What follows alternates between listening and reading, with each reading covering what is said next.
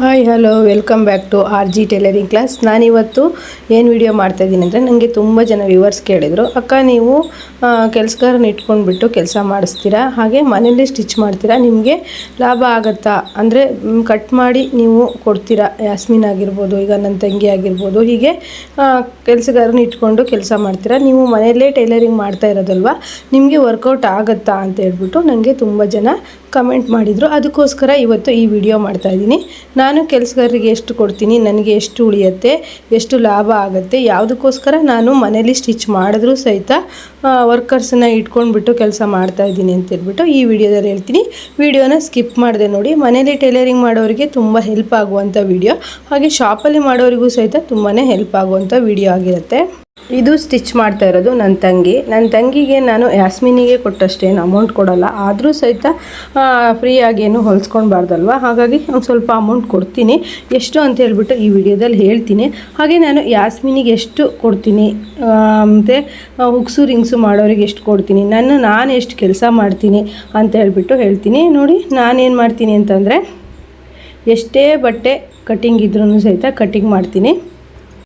Stitch ನಾನು ಕಡಿಮೆ ದಿನಕ್ಕೆ 2 ಬ್ಲೌಸು ಸ್ಟಿಚ್ ಮಾಡಿದ್ರೂ ಸಹಿತ ಕಟ್ಟಿಂಗು ಮತ್ತು ನಾನು ಬರೋವಂಥ ಕಸ್ಟಮರ್ ಬಟ್ಟೆಗಳನ್ನು ಇಸ್ಕೊಳ್ಳೋದು, ಅಳತೆ ತಗೊಳ್ಳೋದು, ಹಾಗೆ ವರ್ಕಿಗೆ ಕೊಡೋದು ತುಂಬಾ ಕೆಲಸ ಆಗುತ್ತೆ. ಹ್ಯಾಂಡ್ ವರ್ಕಿಗೆ ಕೊಡೋದು, ಹಾಗೆ ಯಾವ್ಯಾವ ಡೇಟಿಗೆ ಯಾವ್ಯಾವ ಕಸ್ಟಮರ್ ಹೇಳಿದ್ದಾರೆ ಆ ಡೇಟಿಗೆ ನೆನಪು ಮಾಡಿಕೊಂಡು ಬಟ್ಟೆನ ರೆಡಿ ಮಾಡೋದು ತುಂಬಾ ಕೆಲಸ ಇರುತ್ತೆ. ಹಾಗೆ ನಾನು ಯಾಕೆ ವರ್ಕರ್ಸನ್ನ ಇಟ್ಕೊಂಡೆ ಕೆಲಸಕ್ಕೆ ಅಂತೇಳ್ಬಿಟ್ಟು ಈ ವಿಡಿಯೋದಲ್ಲಿ ಹೇಳ್ತೀನಿ. ತುಂಬ ಜನ ಮನೇಲಿ ಟೈಲರಿಂಗ್ ಮಾಡುವವರು ವರ್ಕರ್ಸನ್ನು ಇಟ್ಕೊಳ್ಳೋದಿಲ್ಲ, ತಾವೇ ಮಾಡ್ತಾರೆ, ಮನೆಯಲ್ಲೇ ಇರೋದ್ರಿಂದ ಹಾಗೆ ಮಾಡ್ತಾರೆ. ಆದರೆ ನನಗೆ ಯಾಕೆ ಈ ರೀತಿ ಆಯಿತು ಅಂತ ಹೇಳ್ತೀನಿ. ನಾನು ನೋಡಿ ಫ್ರೆಂಡ್ಸ್, 22 ವರ್ಷದಿಂದ ಟೈಲರಿಂಗ್ ಮಾಡ್ತಾಯಿದ್ದೀನಿ, ಮನೆಯಲ್ಲೇ ಮಾಡ್ತಾಯಿದ್ದೀನಿ. ಎಲ್ಲದು ಅಂದರೆ ಹುಕ್ಸು ರಿಂಗ್ಸಿಂದ ಹಿಡಿದು ಓರ್ಲಾಕು, ಜಿಗ್ಜಾಗು, ಫಾಲು ಪ್ರತಿಯೊಂದು ನಾನೇ ಮಾಡ್ತಾಯಿದ್ದೆ. ಹಾಗೆ ಮತ್ತು ಕುಚ್ಚು ಬಂದರೂ ಸಹಿತ ನಾನೇ ಹಾಕಿ ಕೊಡ್ತಾಯಿದ್ದೆ, ಅಂದರೆ ಬೇಬಿ ಕುಚ್ಚು. ಅದೆಲ್ಲ ಕೆಲಸಗಳನ್ನು ನಾನು ಒಬ್ಬಳೇ ವಹಿಸ್ಕೊಳ್ಳೋದ್ರಿಂದ ಒಂದೇ ಡೇಟಿಗೆ 2-3 ಮದುವೆದಾಗಲಿ ಫಂಕ್ಷನ್ದಾಗಲಿ ಬಟ್ಟೆ ಬಂದರೆ ನನಗೆ ಆನ್ ಟೈಮ್ಗೆ ಕೊಡೋಕ್ಕಾಗ್ತಿಲ್ಲ. ಕಸ್ಟಮರ್ ಹತ್ರ ನಾನು ಬೈಸ್ಕೊಳ್ತಿದ್ದೆ. ಅಂದರೆ ಎಲ್ಲ ಕೆಲಸನೂ ನಾನು ಒಬ್ಬಳೇ ಮಾಡ್ತೀನಿ ಅಂತ ಹೇಳಿಬಿಟ್ಟು ಮಾಡೋದ್ರಿಂದ ನಾನು ಯಾಕೆ ವರ್ಕರ್ಸನ್ನು ಇಟ್ಕೊಂಡಿಲ್ಲ ಅಂತಂದರೆ, ನಮಗೆ ತುಂಬ ಎಮರ್ಜೆನ್ಸಿ ಇದ್ದಾಗ ವರ್ಕರ್ಸು ಕೈ ಕೊಡ್ತಾರೆ, ನಮಗೆ ಅವ್ರು ಹೇಳಿದ ಟೈಮಿಗೆ ಬರ್ತಾ ಇರಲ್ಲ. ಆ ರೀತಿಯೆಲ್ಲ ಆಗಿತ್ತು ನನಗೊಂದು ಸರಿ. ಅದಕ್ಕೋಸ್ಕರ ನಾನು ವರ್ಕರ್ಸ್ ಮೇಲೆ ಅಷ್ಟು ನಂಬಿಕೆ ಇಟ್ಕೊತಿರ್ಲಿಲ್ಲ, ನಾನೇ ಕೆಲಸ ಮಾಡ್ತಿದ್ದೆ. ಅದೇ ನಾನು ಪ್ರತಿಯೊಂದು ಕಟ್ಟಿಂಗು, ಸ್ಟಿಚಿಂಗು, ಹಾಗೆ ರಿಂಗ್ಸು, ಹುಕ್ಸು, ಓರ್ಲಾಕು ಮತ್ತು ಐರನ್ನು ಪ್ರತಿಯೊಂದು ನಾನೇ ಮಾಡೋದ್ರಿಂದ ಒಂದು ಕಸ್ಟಮರ್ದು ಒಂದು ಡೇಟಿಗೆ ಬಟ್ಟೆ ಕೊಡೋದು ಕಷ್ಟ ಆಗ್ತಿತ್ತು. ಆದರೆ ನಮಗೆ ಪರಿಚಯ ಇರುವಂತಹ ನಮ್ಮ ಹತ್ರ ಹೊಲಿಸೋವಂಥವ್ರು ಒಂದೇ ಡೇಟಿಗೆ ಒಬ್ರದ್ದು 3 ಮದುವೆ ಬಂತು. ಆಗ ನಾನು ಆಗಲ್ಲ ಅಂತ ಎಷ್ಟು ಹೇಳಿದ್ರು ಸಹಿತ ಅವರು ಕೊಟ್ಟೋದ್ರು. ಮದುವೆ ಬಟ್ಟೆಗಳು, ಗೃಹ ಪ್ರವೇಶ ಬಟ್ಟೆಗಳು, ಫಂಕ್ಷನ್ ಬಟ್ಟೆಗಳನ್ನು ನಾವು ಕರೆಕ್ಟ್ ಟೈಮ್ಗೆ ಕೊಡಬೇಕಾಗತ್ತೆ, ಅಂದರೆ ಒಂದು ದಿವಸ ಮುಂಚೆನೇ ಕೊಡಬೇಕಾಗತ್ತೆ. ಏನಾದರೂ ಮಿಸ್ ಮಾಡಿದ್ರೆ ಮಾತ್ರ ಕಸ್ಟಮರ್ ತುಂಬಾ ಬೈತಾರೆ, ಹಾಗೆ ಹೆಸರು ಸಹಿತ ನಮ್ಮದು ಹಾಳಾಗುತ್ತೆ. ಹಾಗಾಗಿ ನಾನೇನು ಮಾಡಿದೆ, ಆದರೂ ಎಷ್ಟೇ ಕಷ್ಟ ಆದರೂ ಸಹಿತ ನಾನು ಕರೆಕ್ಟ್ ಟೈಮ್ಗೆ ಕೊಡ್ತಾಯಿದ್ದೆ. ಒಂದೇ ಡೇಟಿಗೆ ನಮಗೆ ತುಂಬ ವರ್ಷದಿಂದ ಬಟ್ಟೆ ಹೊಲಿಸುವಂಥ ಕಸ್ಟಮರ್ದು ಮದುವೆ ಅದು ಬಂದುಬಿಡ್ತು. 3 ಹುಡುಗಿಯರ್ದು ಒಟ್ಟೆ ಮದುವೆ ಬಂದುಬಿಡ್ತು. ಅವ್ರದ್ದು ನನಗೆ ಆಗಲ್ಲ ಅಂದರೂ ಸಹಿತ ಬೇರೆ ಕಡೆ ಸ್ಟಿಚ್ ಮಾಡಿಸಿ ಅಂದರೂ ಸಹಿತ ಕೊಟ್ಬಿಟ್ರು. ಮತ್ತು ಏನು ಮಾಡೋದು ಅಂತೇಳಿ ಕಷ್ಟಪಟ್ಟು ಸ್ಟಿಚ್ ಮಾಡಿಕೊಟ್ಟೆ, ಆದರೆ ತುಂಬಾ ಕಷ್ಟ ಆಯಿತು. ಆದರೆ ಬರೀ ಫಂಕ್ಷನ್ ಬಟ್ಟೆಗಳಷ್ಟೇ ಇರಲ್ಲ, ಎಲ್ಲ ಟೈಲರ್ಸಿಗೆ ಗೊತ್ತಿರುತ್ತೆ. ಫಂಕ್ಷನಿಗೆ ಹೋಗೋರ್ದು ಮಧ್ಯೆ 1-2 ಬ್ಲೌಸ್ಗಳನ್ನು ತಂದುಕೊಡ್ತಾ ಇರ್ತಾರೆ, ಅವ್ರ ಬಟ್ಟೆ ಸಹಿತ ನಾವು ಕರೆಕ್ಟ್ ಟೈಮ್ಗೆ ಕೊಡಬೇಕಾಗತ್ತೆ.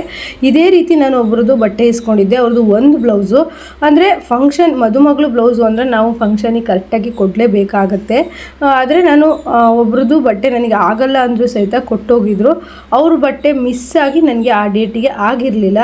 ಅವರು ನನಗೆ ಬಂದು ಹೇಳಿದ್ರು, ನೀವು ಎಂಥ ಬಟ್ಟೆ ಹೊಲಿತೀರಿ, ಕರೆಕ್ಟ್ ಟೈಮಿಗೆ ಕೊಡೋಕ್ಕಾಗದಿದ್ರ ಮೇಲೆ ಯಾಕೆ ಬೇಕು ನೋಡಿ, ಅಲ್ಲಿ ಪೇಟೆಯಲ್ಲಿ ನಿನ್ನೆ ಕೊಟ್ಟಿದ್ದೆ ಇವತ್ತು ಹೊಲಿದು ಕೊಟ್ಟರು ಅಂತ ಹೇಳಿದ್ರು. ಅದಕ್ಕೆ ನಾನು ಹೇಳಿದೆ, ಅವರು ಈ ಫಾಲು, ಜಿಗ್ಜಾಗು ಮತ್ತು ರಿಂಗ್ಸ್ ಎಲ್ಲ ಬೇರೆ ಬೇರೆ ಕಡೆ ಮಾಡಿಸ್ತಾರೆ, ನಾವು ಬರೀ ಪೂರ್ತಿ ಕೆಲಸನೂ ನಾವು ಎಲ್ಲದೂ ಮಾಡ್ತೀವಿ ಅಂತಲೇ ಹೇಳಿದೆ. ಅದಕ್ಕೆ ಅವ್ರು ಹೇಳಿದ್ರು, ನೀವು ಸಹಿತ ವರ್ಕರ್ಸ್ ಇಟ್ಕೊಂಡು ಇವತ್ತು ಕೊಟ್ಟರೆ ನಾಳೆನೇ ಕೊಡೋ ಥರ ಕೆಲಸ ಮಾಡಿರಿ ಅಂತ ಅಂದರು. ಜಾಸ್ತಿ ಅಮೌಂಟ್ ತೊಗೊಳ್ಳಿ, ನೀವು ಇವತ್ತು ಕೊಟ್ಟು ನಾಳೆ ಕೊಡುವಂಥ ಕಸ್ಟಮರ್ಗೆ ಜಾಸ್ತಿ ಅಮೌಂಟ್ ಅಂತ ಹೇಳಿ, ಆಗ ಅವರು ಕೊಟ್ಟು ಸ್ಟಿಚ್ ಮಾಡಿಸ್ತಾರೆ. ಇಂಥ ಸೀಸನ್ ಟೈಮಲ್ಲಿ ನಿಮ್ಮ ಹೆಸರು ಯಾಕೆ ಹಾಳು ಮಾಡ್ಕೊಳ್ತೀರಾ, ನಿಮಗೂ ಸಹಿತ ಒಳ್ಳೆ ಹೆಸರಿದೆ, ಕರೆಕ್ಟ್ ಟೈಮಿಗೆ ಬಟ್ಟೆನ ಕೊಡೋ ರೀತಿ ಏನಾದರೂ ಪ್ಲ್ಯಾನ್ ಮಾಡಿ, ನಿಮಗೂ ಸಹಿತ ಚೆನ್ನಾಗಾಗತ್ತೆ ಅಂತ ಹೇಳಿದ್ರು. ನಾನು ಅದಕ್ಕೂ ಸರಿಯಾಗಿ ಯೂಟ್ಯೂಬ್ ಚಾನಲನ್ನು ಓಪನ್ ಮಾಡಿದೆ. ಯೂಟ್ಯೂಬ್ಗೆ ವೀಡಿಯೋ ಹಾಕಬೇಕು ಅಂದರೆ ಕೆಲಸ ಆಗುತ್ತೆ, 1 ಅವರ್ ಅಥವಾ 2 ಗಂಟೆ ಅಂತೂ ನಾವು ಯೂಟ್ಯೂಬ್ ಚಾನಲಿಗೆ ನಾವು ವರ್ಕ್ ಮಾಡಲೇಬೇಕಾಗತ್ತೆ ದಿನಕ್ಕೆ. ಆಮೇಲೆ ನನಗೆ ಅದೆಲ್ಲ ಯೋಚನೆ ಮಾಡ್ತಿದ್ದಾಗ ಒಂಥರ ಬೇಜಾರಾದಾಗ ನನಗೆ ಸಿಕ್ಕಿದ್ದು ಯಾಸ್ಮಿನು. ಅದಕ್ಕಿಂತ ತುಂಬ ಹಿಂದಿನ ವರ್ಷ ನನಗೆ ಕೆಲಸಗಾರರು ಸಿಕ್ಕಿದ್ರು, ಆದರೆ ಯಾಸ್ಮಿನ್ ಥರ ಕೆಲಸ ಮಾಡೋರು ನನಗೆ ಸಿಕ್ಕಿರಲಿಲ್ಲ. ಯಾಸ್ಮಿನ್ ಹಾರ್ಡ್ ವರ್ಕ್ ಮಾಡ್ತಾಳೆ. ಹಾಗೆ ನನ್ನ ತಂಗಿ ಸಹಿತ ಬಂದು ನೋಡಿ, ಯಾಸ್ಮಿನ್ ಇದ್ದರು ನಾನು ಕಟ್ಟಿಂಗು ಎಲ್ಲ ಪ್ರತಿಯೊಂದು 4 ಬ್ಲೌಸ್ ನಾನು ಹೊಲಿದ್ರೂ ಸಹಿತ ಸೀಸನ್ ಟೈಮಲ್ಲಿ ತುಂಬಾ ಕಷ್ಟ ಆಯಿತು. ನನ್ನ ತಂಗಿನ ಸಹ ಕರೆಸ್ಕೊಂಡೆ, ಯಾಕಂದರೆ ಸ್ವಲ್ಪ ಊರಿಗೆ ಹೋಗೋದಿತ್ತು, ಕರೆಕ್ಟ್ ಟೈಮಿಗೆ ಬಟ್ಟೆನ ಕೊಟ್ಟು ಹೋಗಬೇಕಿತ್ತು. ಹಾಗಾಗಿ ಬಂದು ನನ್ನ ತಂಗಿ ಸಹಿತ ತುಂಬಾ ಹೆಲ್ಪ್ ಮಾಡ್ತಾ ಇದ್ದಾಳೆ. ಆದರೆ ನಾನು ಯಾಸ್ಮಿನ್ಗೆ ಎಷ್ಟು ಕೊಡ್ತೀನಿ ಅಂತ ಹೇಳಿಬಿಟ್ಟು ಈ ವಿಡಿಯೋದಲ್ಲಿ ಹೇಳ್ತೀನಿ. ನಾನು ಯಾಸ್ಮಿನಿಗೆ 200 ರುಪೀಸ್ ಕೊಡ್ತೀನಿ. ನಾನು ಒಂದು ಬ್ಲೌಸ್ಗೆ 550 ಇಲ್ಲ 500 ಇಲ್ಲ 450 ತಗೊಳ್ತೀನಿ. ಅಂದರೆ ರೆಗ್ಯುಲರ್ ಕಸ್ಟಮರು ನಾವು ಎಷ್ಟೇ ಬಟ್ಟೆ ಹೊಲಿದ್ಕೊಟ್ಟು ಜಾಸ್ತಿ ಅಂದರೂ ಸಹಿತ ಅವರು ಕೊಡೋದಿಲ್ಲ. ನಮಗೆ ನ್ಯೂ ಕಸ್ಟಮರ್ ಬಂದಾಗ ನಾವು ಅಮೌಂಟು ಜಾಸ್ತಿ ಹೇಳಿದ್ರು ಸಹಿತ ಕೊಡ್ತಾರೆ. ಆದರೆ ತುಂಬ ವರ್ಷದಿಂದ 200 ರೂಪಾಯಿಗಿಂತ ಬ್ಲೌಸ್ ಹೊಲಿಸೋರಿಗೆ ನಾವು ಜಾಸ್ತಿ ರೇಟ್ ಮಾಡೋದು ತುಂಬಾ ಕಷ್ಟ ಆಗುತ್ತೆ. ನಾನೇನು ಮಾಡಿದೆ ಅಂತ ಅಂದರೆ 450 ತೊಗೊಂಡ್ರೆ 500 ತೊಗೊಂಡ್ರೆ ಯಾಸ್ಮಿನಿಗೆ 200 ಕೊಟ್ಟರೆ ನನಗೆ ಸ್ವಲ್ಪ ಅಮೌಂಟ್ ಉಳಿಯುತ್ತೆ. ನಿಮ್ಗೆ ಇದರಲ್ಲೇ ಗೊತ್ತಾಗುತ್ತೆ ನನಗೆ ಎಷ್ಟು ಅಮೌಂಟ್ ಉಳಿಯುತ್ತೆ ಅಂತ. ಮತ್ತು ಕರೆಕ್ಟ್ ಟೈಮ್ಗೆ ನಾವು ಕಸ್ಟಮರ್ಗೆ ಬಟ್ಟೆ ಕೊಡೋದಕ್ಕೆ ಸಾಧ್ಯ ಆಗ್ತಿದೆ. ಇಲ್ಲ ಎಲ್ಲ ಕೆಲಸನೂ ನಾನು ಒಬ್ಬಳೇ ಮಾಡ್ತೀನಿ, ಕರೆಕ್ಟ್ ಟೈಮಿಗೆ ಅವ್ರವ್ರ ಬಟ್ಟೆನ ಅವ್ರವ್ರಿಗೆ ಕೊಡ್ತೀವಿ ಅಂತಂದರೆ ತುಂಬಾ ಒಬ್ಬರಿಂದ ತುಂಬ ಕಷ್ಟ ಆಗುತ್ತೆ. ಅಂದರೆ ಕಡಿಮೆ ಬಟ್ಟೆ ಬರ್ತಾ ಇತ್ತು ಅಂದರೆ ಮೇಂಟೈನ್ ಮಾಡ್ಬೋದು. ತುಂಬ ಬಟ್ಟೆಗಳು ಬರ್ತಾ ಇದೆ ಅಂದರೆ ನೀವು ವರ್ಕರ್ಸನ್ನ ಇಟ್ಕೊಳ್ಳೋದು ತುಂಬಾ ಹೆಲ್ಪ್ ಆಗುತ್ತೆ. ನಾನು ಸಹಿತ ಒಂದು ವೀಡಿಯೋದಲ್ಲಿ ನೋಡಿದೆ, ಆವಾಗ ಆ ವಿಡಿಯೋದಲ್ಲಿ ಹೇಳ್ತಾಯಿದ್ರು ನಿಮಗೆ ಉಕ್ಸು ರಿಂಗ್ಸಿಗಾಗಿರ್ಬೋದು, ಐರನಿಗಾಗಿರ್ಬೋದು ಒಂದು ದಿನ ಸಂಬಳ ಅಂತೇಳ್ಬಿಟ್ಟು ಕೊಟ್ಬಿಟ್ಟು ಫಾಲ್ ಹಚ್ಚೋಕ್ಕೆ ಈ ರೀತಿ ಯಾರನ್ನಾದರೂ ಇಟ್ಕೊಂಡ್ರೆ ತುಂಬಾ ಹೆಲ್ಪ್ ಆಗುತ್ತೆ ಕೆಲಸಕ್ಕೆ ಅಂತ ಹೇಳಿದ್ರು. ಆಗ ನಾನು ಹುಡುಕ್ತಾ ಇರುವಾಗ ನನಗೆ ಸಿಕ್ಕಿದ್ದೆ ಯಾಸ್ಮಿನು. ನಾನು ಟೈಲರಿಂಗ್ ಕ್ಲಾಸ್ ಮಾಡ್ತಾ ಇದ್ದೆ ಈಗ 1.5 ವರ್ಷದಿಂದ. 30 ಜನಕ್ಕೆ ಒಂದೇ ಸರಿಗೆ ಒಂದು ಬ್ಯಾಚಲ್ಲಿ ಮಾಡಿದ್ದೆ. ಅದರಲ್ಲಿ ಒಬ್ಬಳು ಸ್ಟೂಡೆಂಟು ಯಾಸ್ಮಿನಿಗೆ ಹೇಳಿದ್ಲಂತೆ, ಅವಳು ಬಂದುಬಿಟ್ಟು ನನ್ನ ಹತ್ರ ಕೆಲಸ ಕೇಳಿ ಬಂದುಬಿಟ್ಟು 1 ವರ್ಷ ಆಯಿತು ಮಾಡ್ತಾ ಇದ್ದಾಳೆ. ಇನ್ನು ಮದುವೆ ಆಗೋವರೆಗೂ ಇಲ್ಲೇ ಮಾಡ್ತಾಳೆ. ಆದರೆ ನನಗೆ ಯಾಸ್ಮಿನಿಗೆ ಕೊಟ್ಬಿಟ್ಟು ನನಗೆ ಒಂದು 200 ರುಪೀಸ್ ಉಳಿಯುತ್ತೆ. ಎಲ್ಲ ಬ್ಲೌಸಲ್ಲೂ ಅಷ್ಟೇ ಉಳಿಯುತ್ತೆ ಅಂತ ಹೇಳೋಕ್ಕೆ ಸಾಧ್ಯ ಇಲ್ಲ. ಒಂದೊಂದು ಬ್ಲೌಸಲ್ಲಿ ಕಡಿಮೆ ಉಳಿಯುತ್ತೆ, ಯಾಕಂದರೆ ಕಸ್ಟಮರ್ ಚೌಕಾಸಿ ಮಾಡಿದಾಗ. ಕೆಲವು ಕಸ್ಟಮರ್ ಚೌಕಾಸಿ ಮಾಡಿಲ್ಲ ಅಂದರೆ ಸ್ವಲ್ಪ ಉಳಿಯುತ್ತೆ.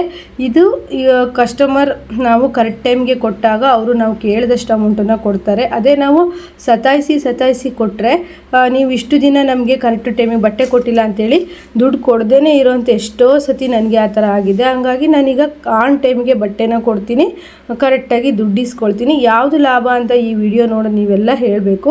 ಹಾಗೆ ಈ ವಿಡಿಯೋ ಇಷ್ಟ ಆದರೆ ಲೈಕ್ ಮಾಡಿ, ಹೊಸಬ್ರು ನೋಡ್ತಾ ಇದ್ದರೆ ಸಬ್ಸ್ಕ್ರೈಬ್ ಮಾಡಿ ಅಂತ ಹೇಳ್ತಾ ಈ ವಿಡಿಯೋನ ಇಲ್ಲಿಗೆ ಮುಗಿಸ್ತಾ ಇದ್ದೀನಿ. ಎಲ್ರಿಗೂ ಬಾಯ್.